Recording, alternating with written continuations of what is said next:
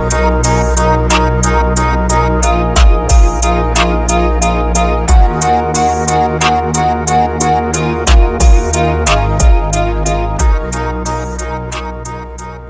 up? It is I, your fairy glow mother, Hadia Dashe, and I'm back with a new episode of PORE Choices, the podcast that helps beauty entrepreneurs and beauty consumers like you make better beauty decisions.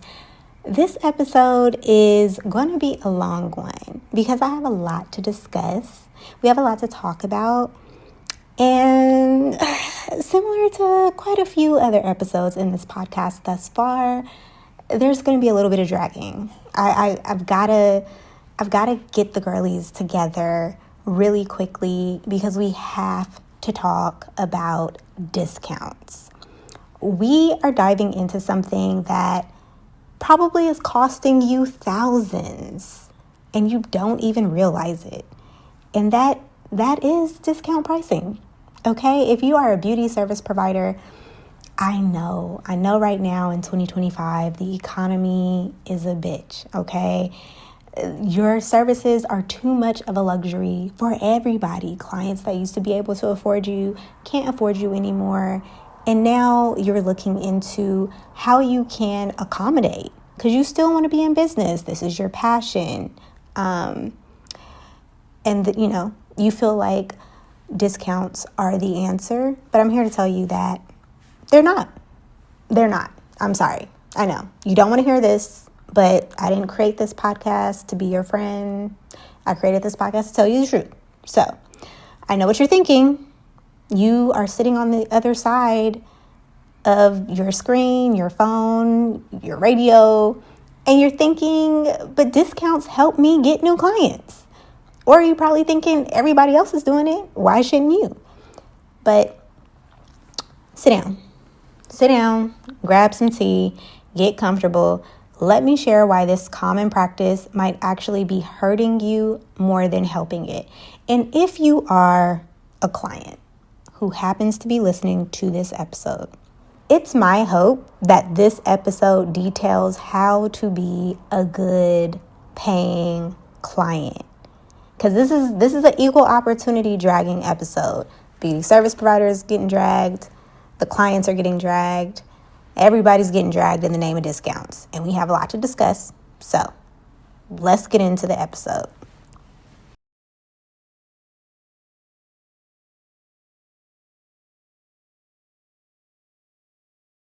I'm going to break down my discount drama philosophy really quick in 5 parts. And I'll give you like all of my real world examples so you know exactly what I'm talking about and how things can be applied. A lot of my stuff is still up on social media or old blogs, and you can kind of see how that may have worked out for me or didn't work out. But there's like 5 main points I want to get across for why discounts are terrible and you shouldn't do them. The first reason is that discounts get you one cheap buyer. They don't encourage an ongoing paid client relationship. Notice I said buyer, not customer, not client. That discount buyer is often just a one-time buyer. The second point I want to make is that discount shoppers are bad clients. Terrible, okay? They don't respect your business policies, and often they expect you to bend the rules all the time because they bought on a discount once. That discount shopper don't have the money to be really fucking with you. And this is hard to hear. But if they come in on a discount once, they're going to keep trying to squeeze you for discounts. And then that brings down your customer lifetime value. And it goes back to my first point. It's not really like an ongoing beneficial client relationship. Like at this point, if you're only getting a repeat discount person, you are always losing money. My third point is that discounts devalue you as a service provider. And if you're a person who is offering an ongoing discount, whereas let's say like $150 service becomes $75, the service is just worth $75, girl. Like no one's going to pay you the $150. And then you've just lost 50% of your potential revenue for absolutely no reason. The fourth point I want to make is all about quality perception. And I feel like frequent or lower than usual discounts usually signal to a potential customer that something must be wrong with you. If a hydrofacial everywhere else is at least $250, why is yours $99? Like, what's up? And my last point is that discounts might damage your relationship with the clients that are actually paying and willing to pay in full. In the age of social media, where your clients are seeing everyone get discounts, they might get discouraged if they cannot take advantage of the same discount or specials being given to everybody else. Like, hello. They're like, what the hell? I'm paying your price in full. I never asked you for a discount. You always have these discounts, but they don't apply to me. Like, what's up with that? So, as I get through this episode, I'm going to be kind of touching on each of those points. But like I said, I'll be giving you personal details about them all. Let's talk about the one cheap buyer or your discount shopper.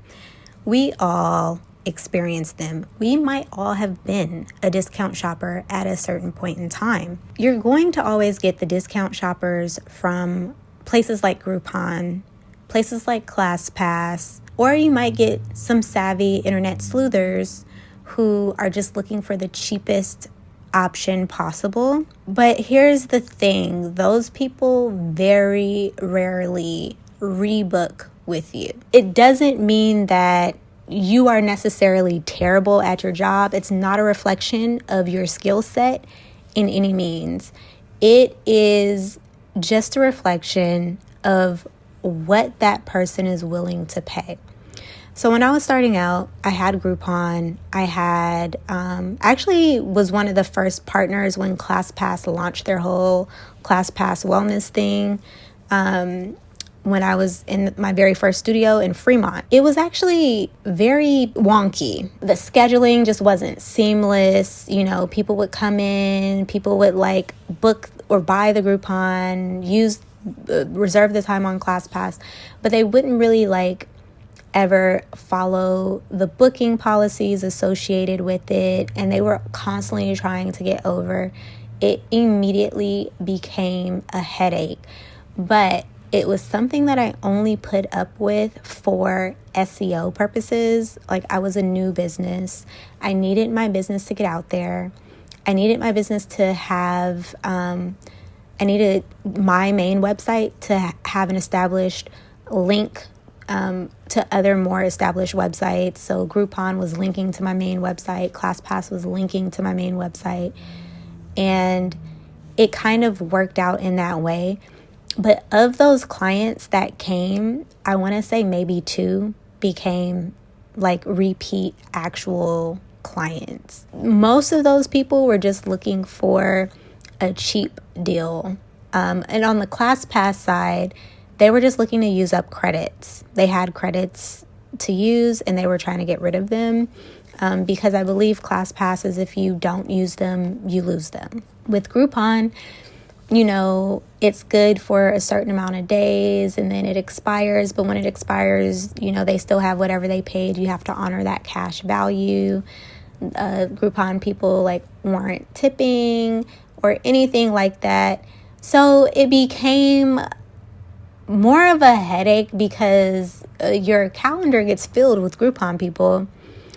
And sometimes you think you're doing really well because they'll rebook with you at the end of the service, but then they'll immediately cancel those appointments because they never had the intention of paying you your full price. When you're starting out, that can be a little crushing, honestly. And I know a lot of the advice for new beauty service providers is to get out there and put yourself on Groupon. I quite literally would not do it outside of SEO purposes. So if you have a brand new website, absolutely put yourself on Groupon, but don't make your Groupon actually attractive. Just have it there, have it active so that you could be getting some domain authority and you can be getting better search results for when people are looking for deals. Like, you might pop up and maybe the one thing you have on your Groupon is something no one is ever interested in.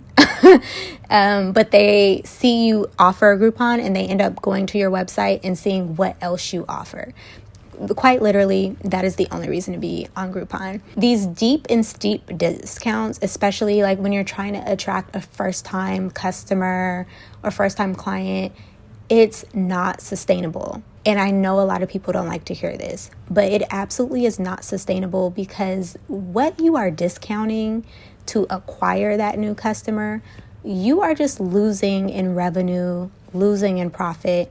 And when you're starting out in business, you don't need to be doing either of those two things. Yes, you take a little bit of a hit.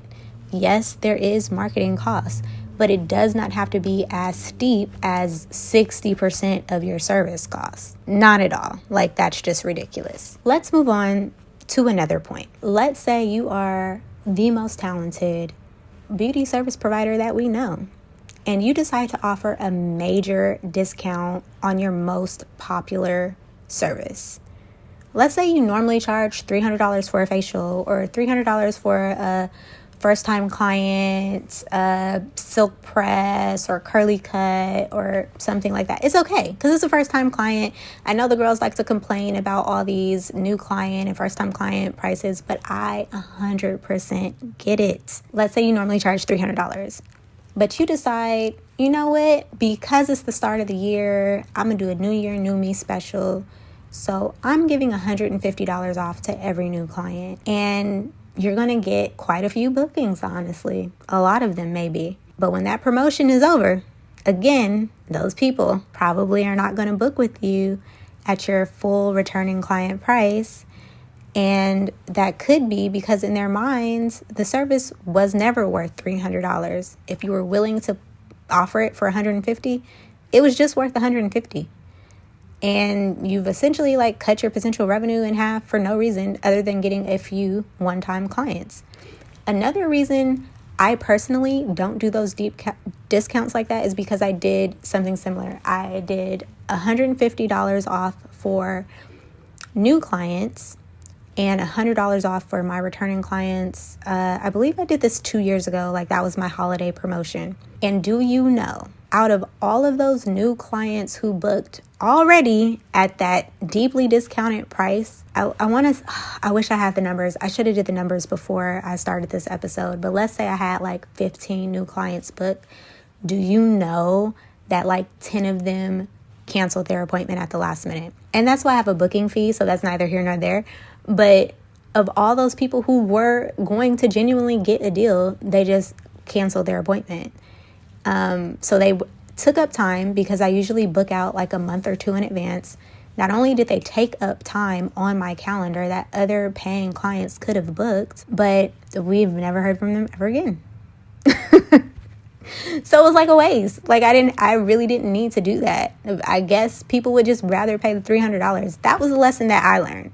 Take what I'm saying, I guess, with a little tiny grain of salt. But from my experience, these deep discounts like this don't really reap the huge rewards and benefits that you think they would. I think discounts fundamentally change how clients perceive your value. And I feel like when you discount your services at 50% off for a new client or a one-time thing, you're just telling your clients that you're worth 50% of what you say any other time. And I think you literally end up devaluing your own expertise and time. But I think it gets worse, because it could have been the other way. I told you about like the 10 people who canceled, maybe 5 did. And honestly, like 2 or 3 of them, not the best clients, not the best people to have. I feel like discount clients turn out to be my most problematic customers. Now, I love my clients. Most of my clients have literally been with me since I've been in that broom closet in Fremont. And we're approaching year 7. A lot of my clients get with me, they bend down, they stay down. And they don't even need to. I say this all the time when people ask about my clients, or they say, oh, I've heard about your work, or so-and-so I know goes to you. Usually, a lot of my clients may come to me with very specific skin issues. And that's usually clear within 6 months, within a year. Back when I was starting, it definitely would take me like usually about a year to get a client to the correction that they wanted to see. Now it might take me 3 months, but clearly my clients keep coming back because they love the service, they love the space, they love working with me. But that's not always the case.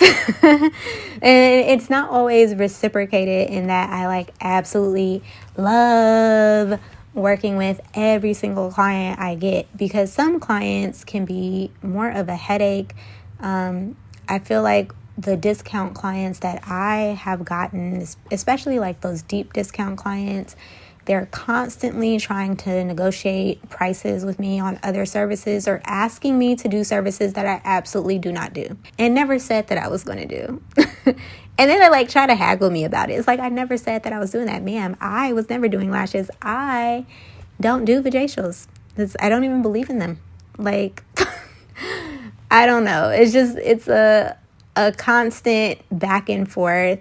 I also feel like discount clients will be late and still expect to get their full service time or cancel at the last minute and be super upset about stated cancellation fees that are in the business policy. And I feel like that only happens because they never truly value my time in the first place. Now, again, most of my clients, the overwhelming majority of my clients, this does not even apply. Especially now, I would say I'm a lot more established in my career, but my clients who come to see me, they do not play with me. I really value my clients' time, and I think that shows, and in turn, they show me they respect and value my time. But sometimes when you work at a big chain, or if you are an owner and you have multiple employees who don't uphold your same values, you can get a few people struggling who, play. And we don't want that. Discount shoppers, they kind of make bad clients because they're not looking for that long-term relationship. And in a beauty industry, long-term relationships are not only how you survive, but how you thrive. Someone who's just looking for the next best deal, you don't want them. Those are the people who are going to drop you like a bad habit for another salon or spa that's offering a slightly better discount, even if your work is superior. So not even, you don't want to fool with them, not just because they playing with your money, but I do think it takes a little bit of a toll on your self-esteem when you feel like you had this huge discount, you got a huge influx of customers who only came to see you that one time because of the discount. And you might feel like, oh my God, what did I do wrong? Like, all these people booked with me, but no one rebooked, or they did rebook, but then as soon as they left, they went home and canceled their appointment or whatever. Girl, they're just broke. Those people are just broke. And you don't want them. You do not want them. You want people who value your skill, your expertise, your time, your work, and they can match that value with funds. Very simple. Now, let's talk about something that's becoming increasingly important in our industry, which is social media. Hate it or love it, I know. But we're all connected at this point. Your clients follow you, they follow each other. They're seeing everything you post about promotions in your life and special offers and everything else. And in the beauty industry, I will say it probably leads to us to have a more parasocial relationship with our clients than other industries, especially, a lot of the estheticians, a lot of the hairstylists, the makeup artists, we're also influencers. So the relationships be real, I don't know, it gives parasocial quite a bit. I'm not going to lie. Now, I don't know if I help that because me and my clients be hanging out, okay? Like, my clients will hit me up or they'll come to their appointment. They be like, what you doing after this appointment? You want to go get dinner? And I'll be like, yes. So I know that I'm not helping. But I say all that to say your client is always watching. So you'll have clients who see you get a new client who came in on a discount, or they'll see you always offering like new client discounts. But after being with you for so long and paying you their full price, they might just be like, what's going on here? They might feel a little betrayed. And you know what? I don't blame them. Like, why should my most loyal clients pay full price all the time when new people get special treatment. That is why if you guys go to my website and you look at my pricing, you might see my pricing and you might be like, damn, this bitch is kind of expensive. I reward my loyal clients. And to me, my loyal clients are the clients that come every single month. So my new client facial treatment, for example, the Genesis is $300. I only have one new client facial treatment, by the way. And this is an aside. I only have one new client facial treatment. I cannot tell you the amount of phone calls I get per week from people asking me, what facial should I book? Babe, if you've never been here, you only have one option.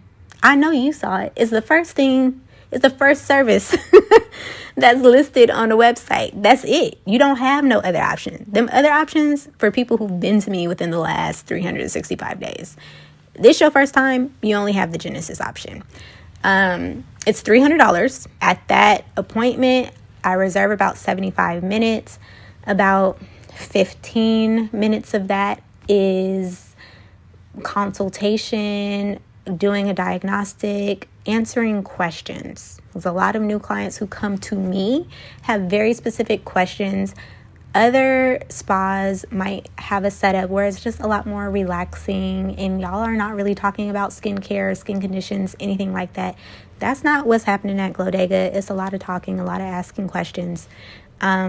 So I like to reserve that time because I don't want my clients to feel rushed. And then from there, I go into a treatment. After that treatment, once I see how your skin is responding to the cleansers I put on it, the exfoliants I put on it, the pressure that I use in my facial cleansing massage, I'm checking for areas of sensitivity, redness. Once I see, are these extractions popping on out of the skin like butter or are they fighting me? Once I take all that into consideration, then I can tell you what you can come back and get. And again, late last year, maybe that was beginning of this year. No, late last year, I changed my service menu to do things based on time. So for a long time, I had different facial services for different things and kind of customized that way. Now there's just 3 basic facial services that either go by 30 minutes, 60 minutes, or 90 minutes. And, I work from there. So that's how I operate. My new client Brazilian sugar, the garden, is $95. And I know people look at that and they be like, oh my God, like, why is that $95? Sugaring everywhere else is like $70 or whatever. Well, sugaring everywhere else don't give a fuck about what's going on your vulva. My business is around skin health. Yes, it's a vibe. Yes, you're going to be cute. Yes, your skin is going to be glowing and amazing. But it's all of that because I care about skin health first. So when it comes to hair removal, it's the exact same thing, okay? I'm not just gonna snatch and grab, which is, what I used to call it. I'm not just laying down some wax, snatching, grabbing, and sending you on your way. I'm going to take a much more gentle approach, a much more effective approach for hair removal so that we're not causing any discomfort, so that I'm minimizing the chance of ingrown hair, so that I am minimizing inflammation in the area that might cause hyperpigmentation. I'm also going to offer the aftercare. It's included in that first service. You're not going to have to now buy additional aftercare after you finish an appointment. So at the end of the day, you're actually paying the same. If you went to a new spot and you paid for the Brazilian sugar service and then you bought their suggested aftercare, that might net out to $95 or more. Because at this stage in 2025, a Brazilian sugar in the Bay, the sugar price alone might cost you around $80. It might be $85. But for me, it's $95. It's the cost of the service. It does take a little bit more time if it's a first time client because I don't know what it's looking like down there. I've never met you. You could have a full 70s bush. Why would I block you for 15 minutes and you have a full 70s bush and you're sugaring for the first time? If I completed that in my regular 10 to 15 minutes, not only would you never come back to see me again, you would never wax down there again. You'd be in so much pain because that means I would be having to do the biggest strips, the biggest pulls. And if it's just painful. We don't want that. So I'm going to take my time to give you the most almost painless experience that I can give you. And then when it's done, I'm going to give you a scrub that you can use when you're in the shower to help exfoliate. I'm going to give you an aloe vera gel that you can use to hydrate the area, because that is the most important thing for making sure your wax is as smooth, as clean as possible. If the hairs are dry and brittle, all they're going to do is break. I want that area to be moisturized so that I'm actually pulling the hair from the root. I'm going to give you a sample of Voila Vanishing Serum so that if you do struggle with ingrown hair, you can start using that. It's a very tiny sample. You might get 2 weeks of use out of it. But if you start using it and you start seeing those results in 2 weeks, you're going to come back, you're going to buy the full thing. And that's just how I do it. That's my first time treatment. $300, $95. But if you became a member after your first treatment, it used to be $150. That same service, 45 minutes, because I don't need 75 minutes on your skin every month. You are getting that same custom facial treatment every month for $165. That's a huge difference. That shows me that you're committed. And then I've got a customer paying me $165 every month for 6 months versus someone picking and choosing coming here or there. If you don't need to come every month, because not everybody needs to come every month, then you have, your option of paying $200 for a 30-minute session every other month, or you could pay $275 for an hour every other month, every quarter, or $375 for a 90-minute session, probably every quarter, maybe once every 6 months. You have options, but I'm rewarding the most consistent. If you take a look at my website, and you can look at my pricing, and also, by the way, I'll just say, next episode, we're talking all about pricing. So I don't even know why I'm going fully into this right now, but you'll see my pricing rewards consistency. The more consistent you are, the less you pay. So I just laid a lot on you.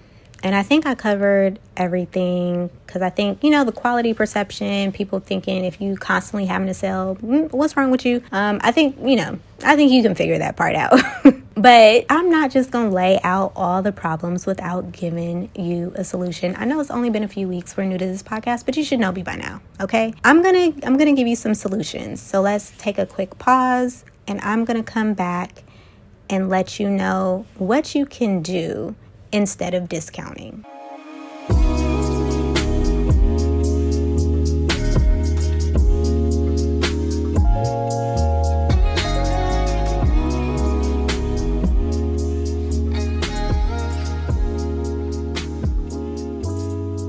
Okay, I done hurt your little feelings because I done told you now you can't do discounts no more.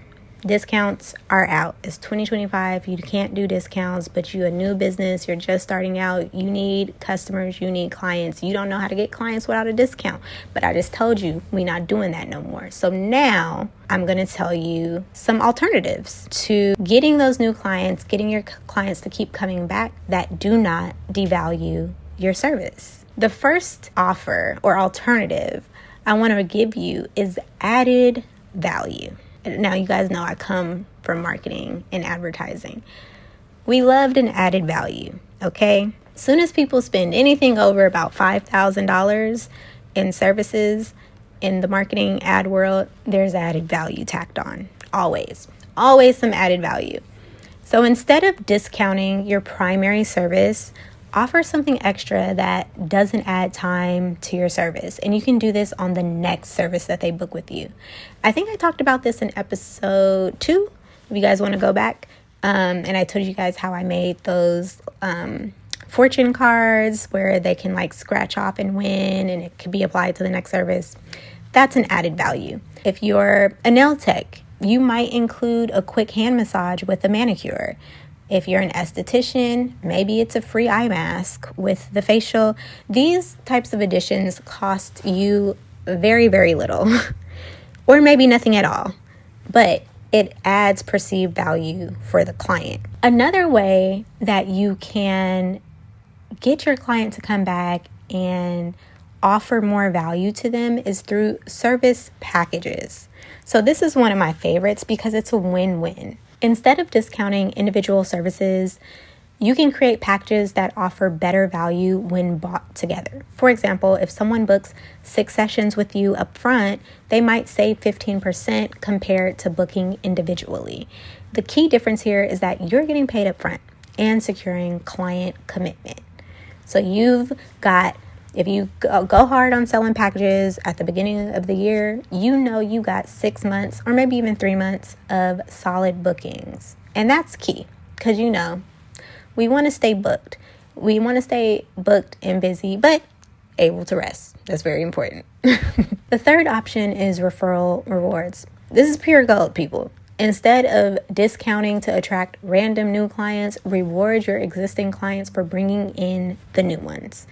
This works because referred clients typically trust you more from the start and are more likely to become loyal customers themselves. So you get one really good client, they tell their friend to come to you, that friend tells a friend and tells a friend and tells a friend, and it's just the gift that keeps on giving. I have gotten quite a few of my loyal clients from referrals, and one person referred them one time and they have been with me ever since. Like, a lot of the times my referred clients last just as long as that initial client that referred them. Referral clients are the heartbeat of my business. I love them all so much. I would definitely recommend you create some type of reward system for your referred clients. You can do, I'll try to see if I could find an example for you guys, and maybe I'll make one and share it on my Instagram or something like that. You can do something called bounce back cards. So you can give these cards that essentially the same thing is on both sides, but they could be cut in half or torn off.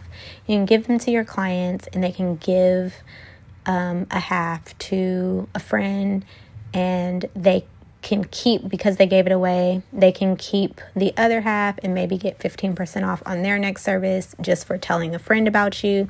That's one way of doing it. You can also do it similar to the way I did my holiday gift card promotion. So when clients bought $100 in gift cards, they got $100 back, but it was in 4 $25 gift cards. And so I created codes that were based on my client's name, so I can track who was referring on those $25 cards, and they could give those out to they can give them out to their friends, or they could keep them for themselves. But if it was, if they gave it to someone and they booked a new client treatment, I would see who that person was because the code was linked back to the client. And then at the end of the year, I can give my client a referral bonus. For me, I typically end up giving them about $500 in free services. It might be chemical peels or a hydrofacial, or just a number of different services. I treat my clients real good. We locked in. So I might be doing a little bit much. You don't have to do what I do in terms of giving away the free service. But my prices are a little high, and a lot of my more loyal clients end up spending about, honestly, more than $1,500 a year with me. So I feel like I can give away $500. But that's just me. Finally, I'll say, if you must offer a discount, but you really shouldn't, please make them strategic and time limited. Use them for launching new services when you need honest feedback. For model days, that's only one day a month or one day a quarter, to be honest. Or for filling in unusually slow periods. This is the key to making sure these discounts feel special and not like a regular occurrence to where you will be devalued. Speaking of model days, if any of my clients are listening to this, or maybe you're not a client, but you want to be a client. Actually, especially I'm talking to you, because I need this to be people whose skin I haven't seen before. I will be working with a brand and debuting some new protocols soon. So if you would like to be a model, please hit me up. Because I need about 3 models for this. Okay, let's wrap this up with an action plan, because I want you to do something for me and for yourself. I want you to look at your pricing and your promotional strategy right now, and I want you to look at if you're running any ongoing discounts. If so, I want you to consider phasing them out. They gotta go today, okay? Instead, I want you to pick one of the alternatives that I just discussed and implement that. Implement it, get it going. Let's get that money back up, okay? Let's get that money up, not the funny up. Now, the referral program is the easiest to set up, typically. And especially if you are going to use a booking system like Acuity, because you can do like a group code thingy. If you guys don't know what I'm talking about and you have Acuity and you're like, what? How can I do it? Leave me a note on this podcast episode, a comment on YouTube or Instagram, and I will create like a tutorial, quick tutorial. Maybe I'll upload it to YouTube or post it on my Instagram, and we'll get it going that way. The referral is usually the easiest to set up. You can create some really simple cards to give to your best clients and offer them a reward for bringing in new customers as well. Test it for just a month and see what happens. Remember, your time, your expertise, and your services all have value. Real value. Don't discount that value just because you begging to get booked, okay? You don't need that. Trust me. Build a business based on quality, not deals. Your bank account will thank you. Whew, I know, that was a lot.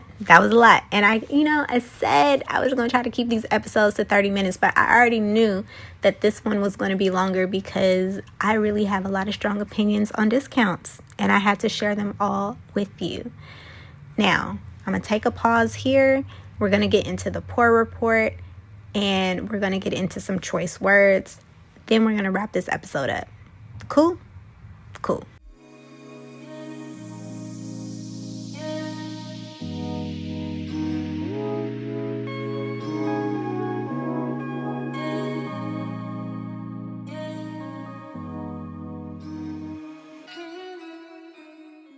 Okay, this one is a little bit late. I'm not late because I knew about it, but the other episodes were already out. But we have to talk about the recall from First Aid Beauty.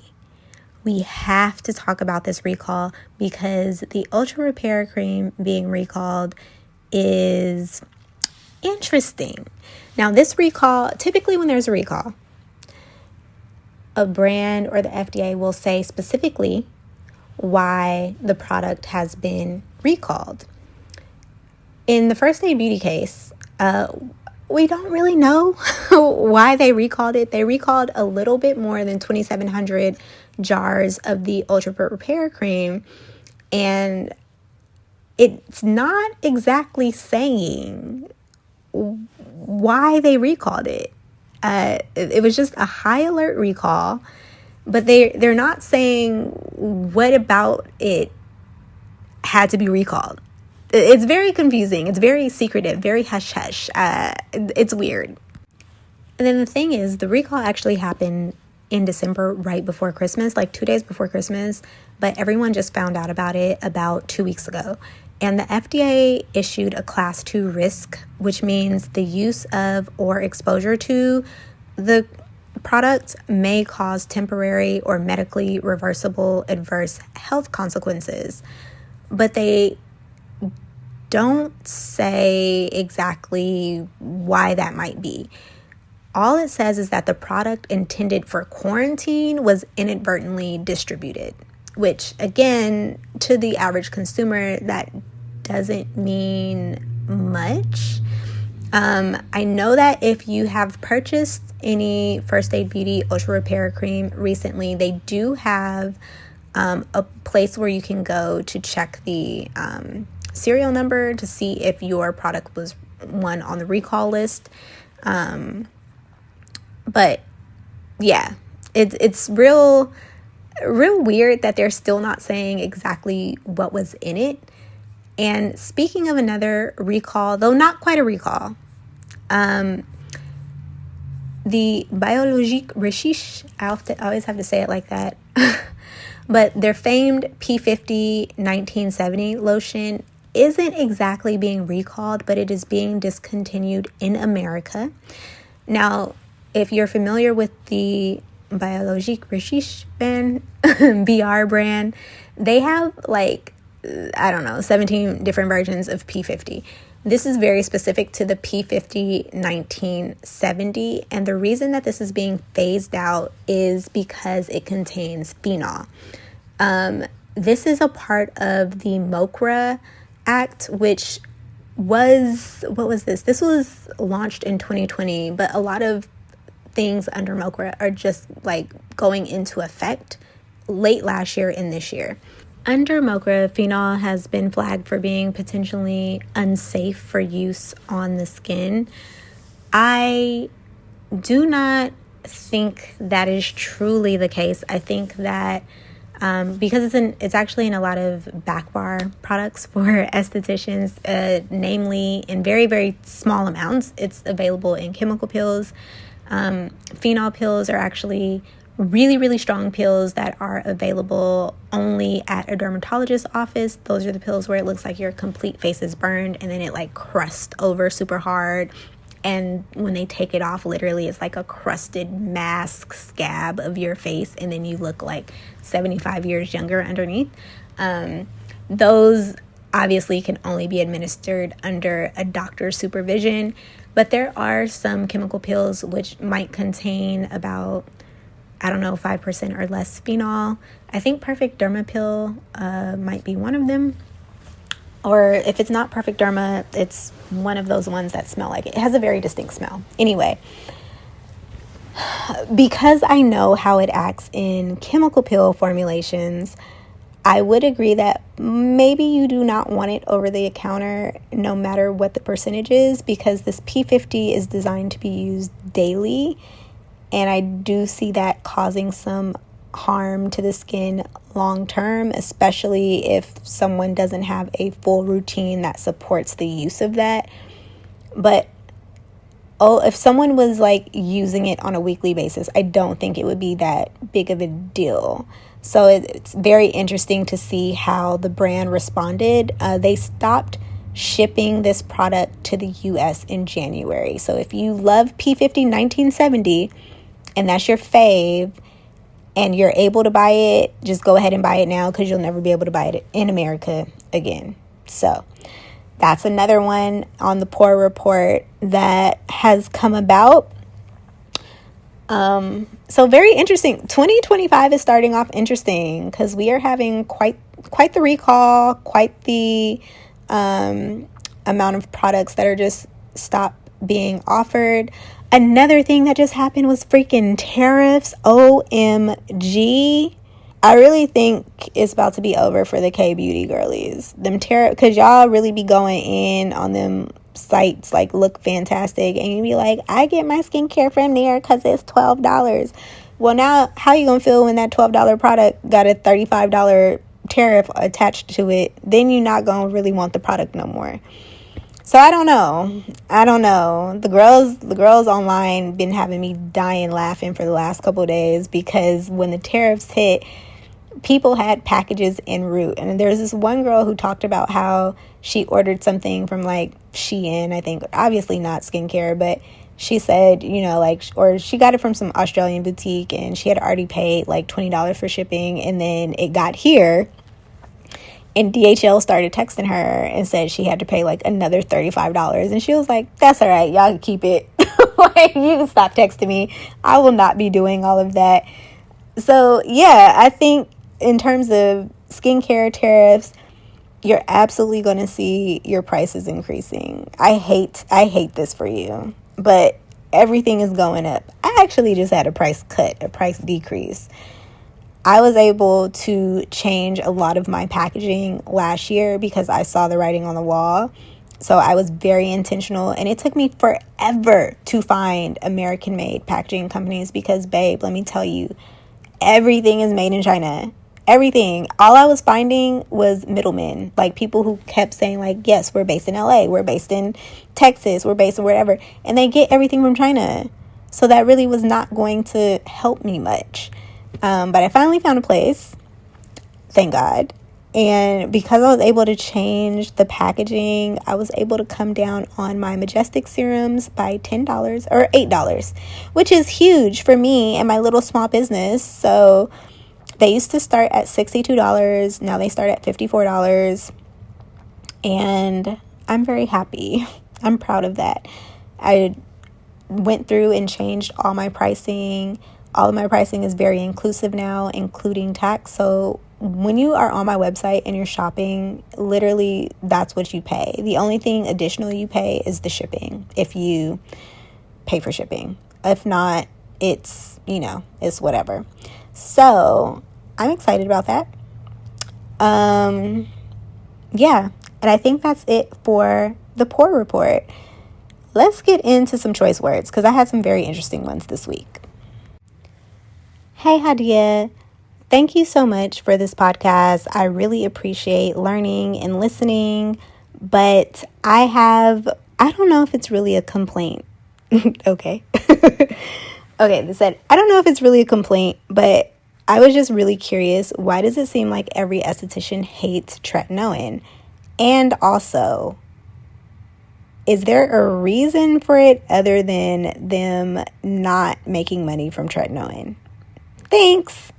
Okay, I love this. This person didn't leave a name or anything. They just got straight to it. I appreciate you.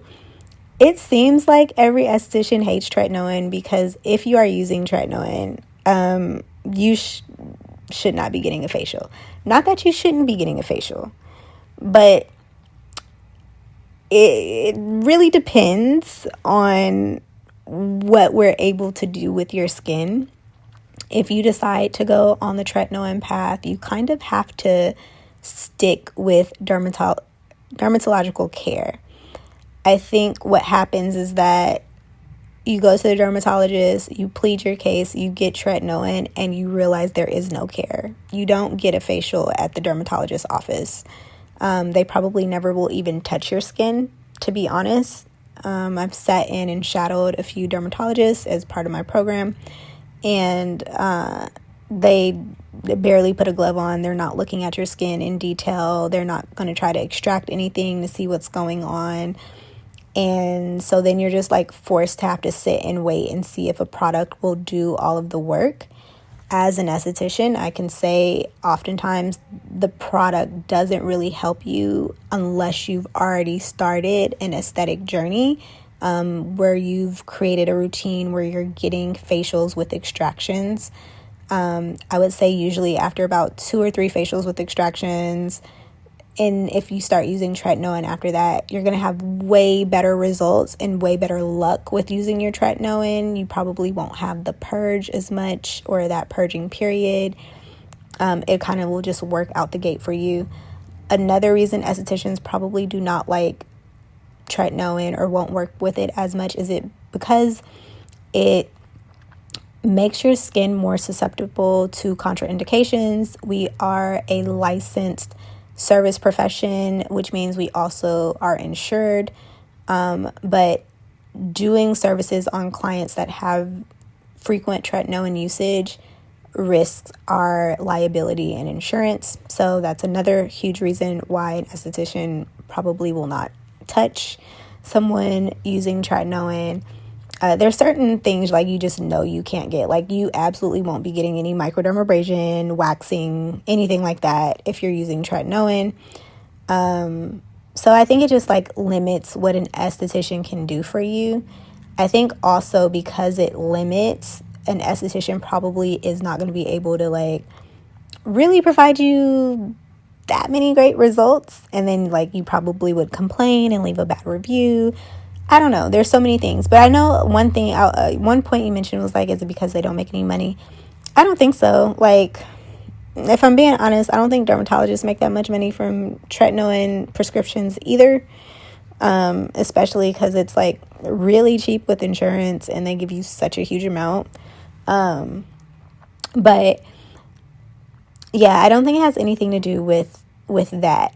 I think for me, I would love, honestly, if more dermatologists took my advice when telling someone how to use tretinoin.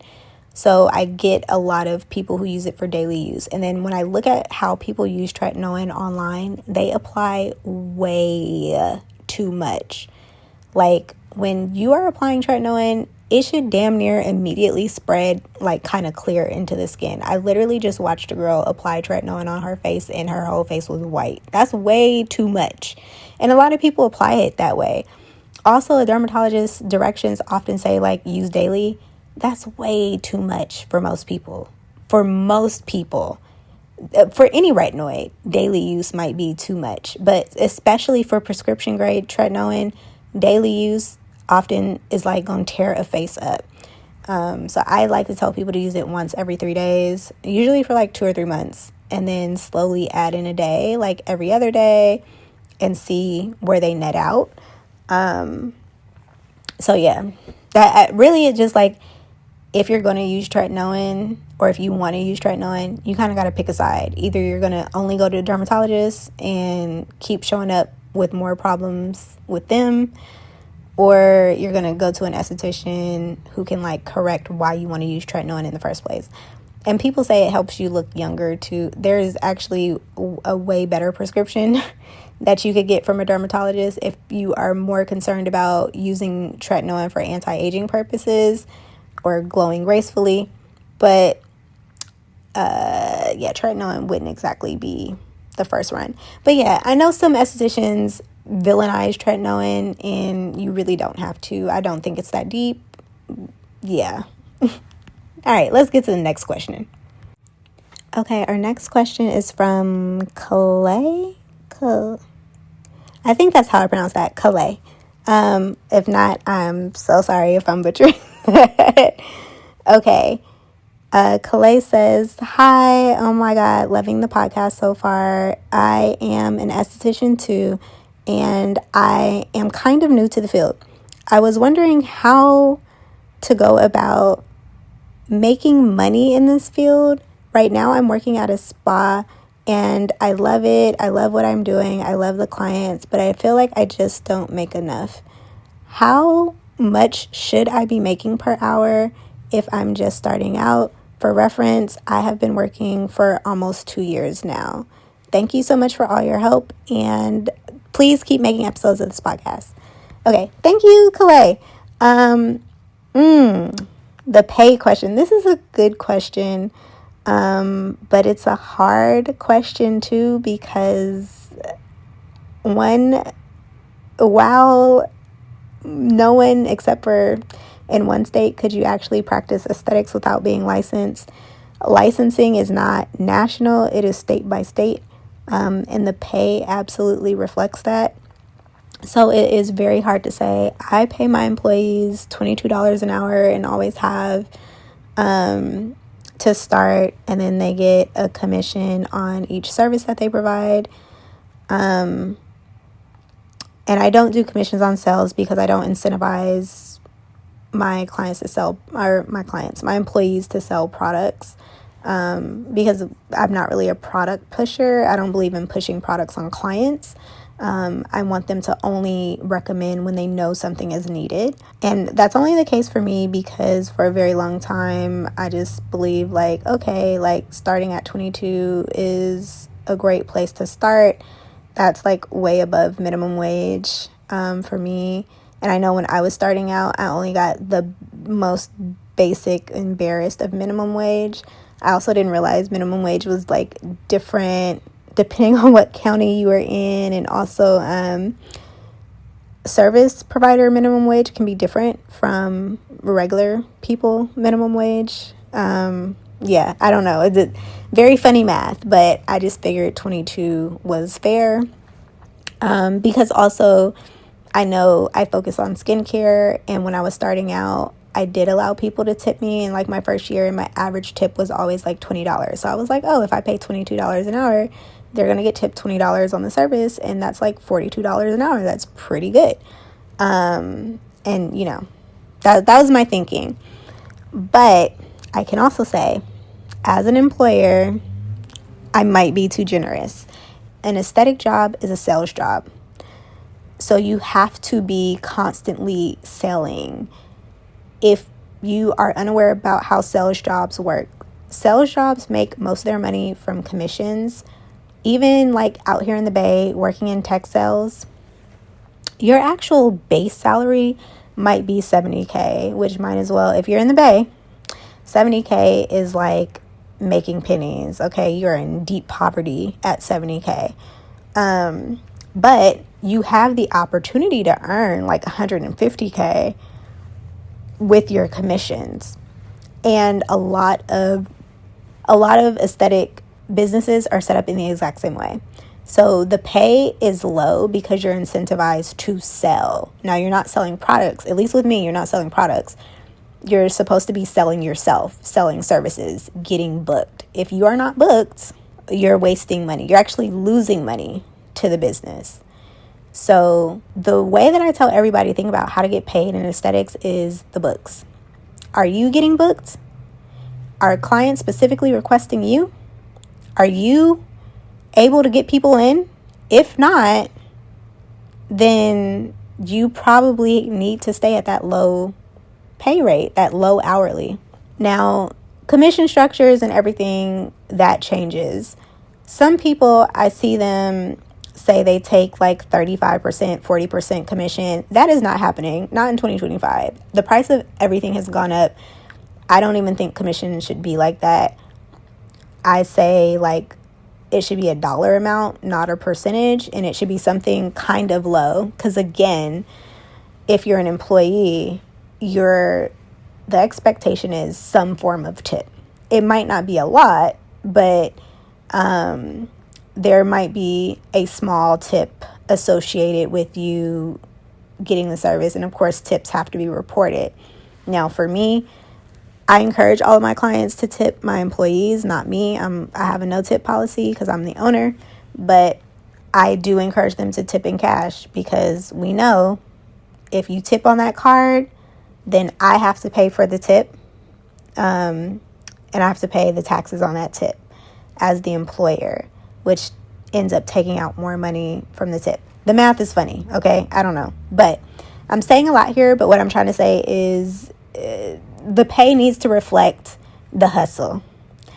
If you're not hustling, if you just taking whatever clients you get, but when you leave there, you don't think about advertising your services, trying to get new clients, anything like that, then you need to stick with that low pay. I'm sorry. You might not want to hear that, but that's the truth. If you busting your butt, your books are busy, they're filled, and they still hitting you with a low pay, you need to tell them they need to pay you more or you need to leave. As an employee in the aesthetics field, I can say your employer needs to have the fear of God of you leaving them. If you leave them, they should feel like, damn, now I ain't got no business. If they don't feel like that, you probably getting paid what you worth. And yeah, that's all I'm going to say. Next episode, we will be talking about pricing, and there will be an episode about pay as well. But next episode is all about pricing, all about how to set your treatment menu. And I think when I go through that episode, you're going to understand pay just a little bit better. So stay tuned for next week's episode because we're going to get there. All right. I have yapped like I've never yapped before. Oh my God. I can't believe I have even been talking for this long. Please don't ever let me do this again. Please. Okay. Not until I have a guest, because this is a lot of yapping for me by myself. If you have not followed this podcast on Spotify, Apple Podcasts, Pocket Casts, wherever you listen to podcasts, I'm going to need you to do that immediately. I don't want to hear it. Just follow the podcast. Also, while you're here, leave a review on the podcast. Give me 5 stars. Tell me, you know what? I appreciate you for yapping and keeping it under 30 minutes for the most part. Or tell me, you have really dropped some gems. I need the positive affirmation. We've got about 5 more episodes left in this season. I'm going to be taking a break for just about most of April. And I think we're going to come back, maybe most of April, half of May. And then we're going to come back with season 2. Season 2 will be all guests, okay? I plan on never doing a solo episode for season 2. Season 2 is all about guests. So if you've been listening so far and you like, girl, hello, tap in, call me, we need to talk, hit my line. Y'all know where to find me. Follow me on Instagram at FairyGlowMother. visit the website www.glowdega.com, and you can see www.glowdega.com/podcast. If you would like to leave a choice word, you can just scroll down the bottom of that page and leave your comments, questions, concerns. Yeah. Thank you so much for listening to this podcast, for following me. Next week, like I said, we are talking all about pricing. If you have some questions about pricing that you want me to address, go ahead and hit glowdega.com/podcast and let me know your pricing questions in the form at the bottom of the page. I will see you all next week. Remember, make your poor choices the best choices. Peace.